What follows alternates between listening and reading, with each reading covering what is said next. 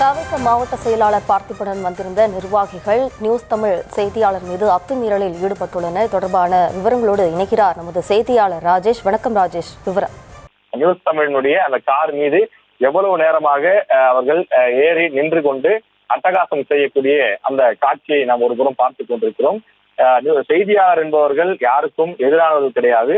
சமுதாயங்கள்ல நடக்கக்கூடிய சமூகத்தில நடக்கக்கூடிய அவலங்களை பிரச்சனைகளை கொண்டு சென்று சேர்ப்பதுதான் செய்தியாளர்களுடைய பணி. எனவே ஒரு அப்பாவி ஒருவர் உயிரிழந்திருக்கின்றார்.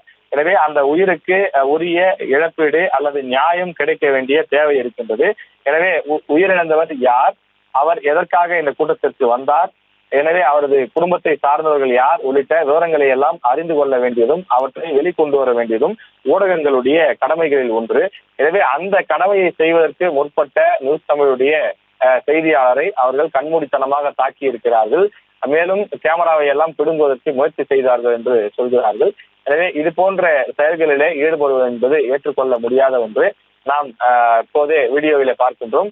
நியூஸ் தமிழ் நிர்வாகி வெள்ளை நிற சட்டை அணிந்திருக்கக்கூடிய இந்த நபர் நம்முடைய செய்தியாளர் ஜெரியை கையை பிடித்து அவர் இழுக்கக்கூடிய அந்த காட்சியை பார்க்க முடிகின்றது. எதற்காக செய்தியாளர்களும் இப்படி அத்துமீறுகிறார்கள் என்று தெரியவில்லை. சீருடை அணிந்திருக்கக்கூடிய காவல்துறையே அவர்களை கட்டுப்படுத்துவதற்கான முயற்சி மேற்கொண்டாலும் கூட அவர்களை தொடர்ந்து மிரட்டக்கூடிய வகையிலே அல்லது காவல்துறையினருடைய அந்த உத்தரவுகளை மீறி அவர்கள் எத்தனைத்து ஓடி வரக்கூடிய அந்த காட்சியை பார்க்கிறோம். காவல்துறையினுடைய எஸ்ஐ, இன்ஸ்பெக்டர் உள்ளிட்ட உயர் அதிகாரிகள் அங்கே இருக்கிறார்கள்.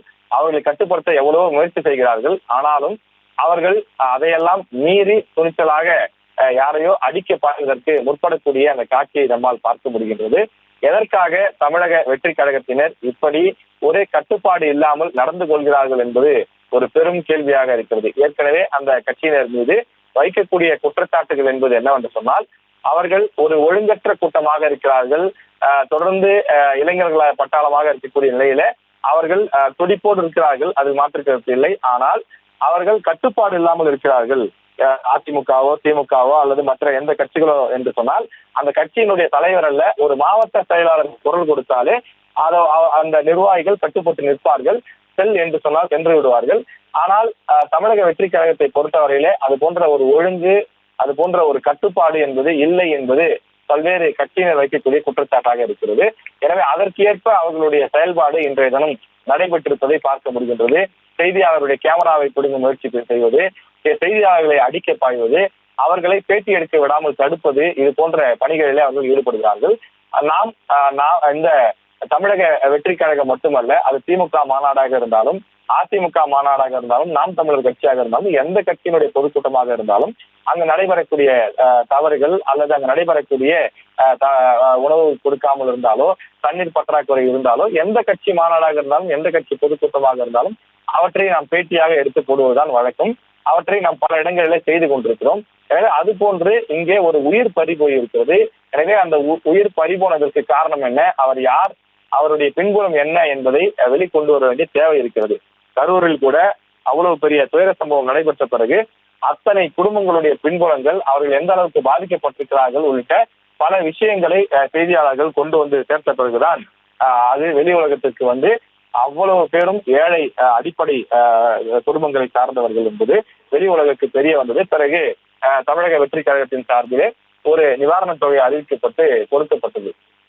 எனவே இறந்தவர்களுடைய அந்த பின்புலத்தை அறிந்து கொள்வதற்கும் இதுல ஏதாவது சதி செயல் இருக்கிறதா, இது திட்டமிட்ட கொலையா அல்லது எதேச்சையாக நடந்த மரணமா என்பதையெல்லாம் அறிந்து கொள்வதற்கு புலனாய்வு செய்வதற்கு காவல்துறை ஒருபுறம் இருந்தாலும் கூட உறவினர்களுடைய கூற்று என்ன என்பதை ஒரு முதற்கட்ட கருத்தாக ஊடகங்கள் வெளிக்கொண்டு வர வேண்டிய தேவை இருக்கின்றது. எனவே அந்த அடிப்படையிலே தான் ஊடகங்கள் செயல்படுகிறார்கள். ஆனால் பேட்டியே எடுக்கக்கூடாது, வரவே கூடாது, இது என்ன நடந்திருக்கிறது என்பதை நீங்கள் எதற்காக பேட்டி எடுக்கிறீர்கள், இறந்தவர்களுடைய குடும்பத்தை நீங்கள் அவர்களிடம் எந்த பேட்டியும் எடுக்க வேண்டாம், தேவையில்லாமல் கட்சிக்கு களங்கத்தை உருவாக்காதீர்கள் என்றெல்லாம் அவர்கள் பேசுவதும் இது போன்ற செயல்களில் ஈடுபடுவதும் எந்த வகையிலே நியாயம் என்பதுதான் அனைவருடைய கேள்வியாக இருக்கிறது. அப்படியே அவர்களுக்கு ஒரு மாற்று கருத்து இருந்தால் கூட அதை அமைதியான முறையிலே உரிய முறையிலே அவர்கள் தெரிவிக்கலாம். நீங்கள் பேட்டி எடுப்பதனாலே எங்களுக்கு பிரச்சனை ஏற்படும், எங்கள் கட்சிக்கு அல்லது எங்கள் மாவட்ட செயலாளருக்கு நெருக்கடி ஏற்படும் என்று அவர்கள் தரப்பு நியாயம் இருந்தால், அவர்கள் தரப்பு கோரிக்கை இருந்தால் அதனை தெரிவிக்கலாம். அதிலே மாற்று கருத்து இல்லை. ஆனால் இப்படி கண்மூடித்தனமாக செய்தியாளர்களை அடிக்க பாய்வதும் காரை உடைக்க முயற்சி செய்வதும் கேமராக்களை மைக்குகளை பிடுங்க முயற்சி செய்வதும் எந்த வகையிலே நியாயம் என்பதுதான் தற்போது எழுந்திருக்கக்கூடிய கேள்வி. அவர்கள் காவல்துறையினருடைய அந்த பேச்சுக்கும் கட்டுப்படாமல் தொடர்ந்து ஆக்ரோஷமாக அவர்கள் செயல்படக்கூடிய அந்த காட்சியைத்தான் இங்கே பார்க்க முடிகிறது.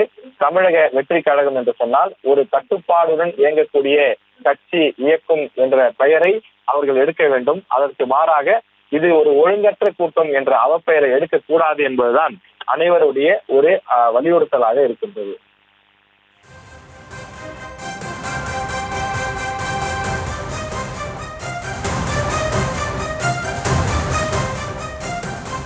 ராஜேஷ், தற்போது அங்கு செய்தியாளர்களையும் தாவக்கிணரையும் போலீசார் சமாதானப்படுத்தும் காட்சியானது வெளியாகியுள்ளது. தற்போது அங்குள்ள நிலை என்ன?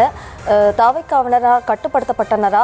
தற்போது நமது நியூஸ் தமிழ் செய்தியாளரின் நிலை என்ன? விவரம். நம்முடைய நியூஸ் தமிழ் செய்தியாளர் ஜெரியை தான் அவர்கள் அடித்திருக்கின்றார்கள். ஜெரி தற்போது மற்ற செய்தியாளர்கள் மூலமாக மீட்கப்பட்டிருக்கிறார். அவர் தற்போது நலமுடன் இருக்கின்றார். ஆனால் கண்ணிலே அவருக்கு சிறு காயம் ஏற்பட்டது. கண் அருகிலே அவருக்கு காயம் ஏற்பட்டிருக்கிறது. தலையிலும் அவரை பலமாக தாக்கியிருக்கின்றார்கள். ஆனாலும் தற்போது அவருக்கு பெரிய பிரச்சனை பாதிப்பு என்பது போல எதுவும் கிடையாது. ஆனாலும் செய்தியாளர்கள் மீது கை வைப்பது என்பது ஏற்றுக்கொள்ளத்தக்க ஒரு நிகழ்வு கிடையாது. எதற்காக இது போன்று செயல்பட்டார்கள் என்பதுதான் ஒரு பெரிய கேள்வியாக இருக்கின்றது. தமிழக